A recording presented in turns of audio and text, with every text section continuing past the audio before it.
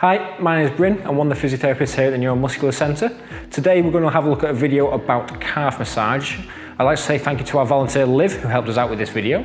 If you haven't already watched the introductory video about calf massage, please have a look at it on the link just here.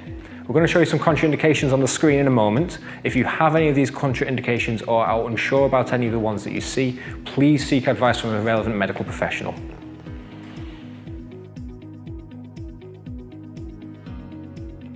So to start the calf massage, you want to use a stroking technique to spread the lotion or talc.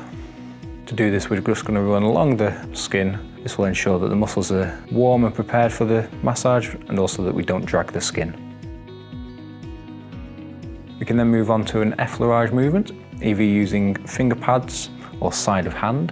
We can do this focusing on one muscle belly at a time, so either the inside of the calf or the outside of the calf. We're going to start at ankle and run up towards the back of knee.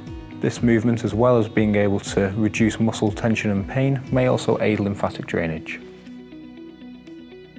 We can then use a more precise kneading technique using finger pads, going around in small circles throughout the muscle belly. If we find an area of particular tightness, such as this one in medial gastroc, the inside of the calf, we can focus on this area for a small amount of time.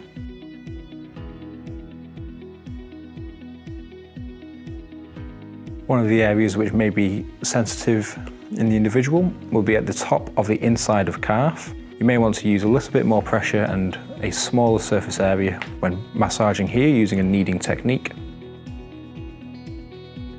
We can also use a ringing technique where you are lifting and slightly rotating the muscle. Using two hands in opposite directions creates a slight torsion and a nice relieving effect. We can also focus on another muscle in the calf called soleus. This is more towards the Achilles tendon on the back and in the middle of your calf. We can run along the length of this muscle towards Achilles with some pressure through fingers.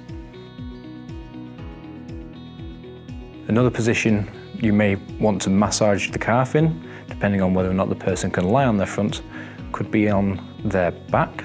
To do this, you may want to put their leg on your knee or thigh so that you're able to access the calf. You can repeat the same process using the same techniques, just using a slightly different handling.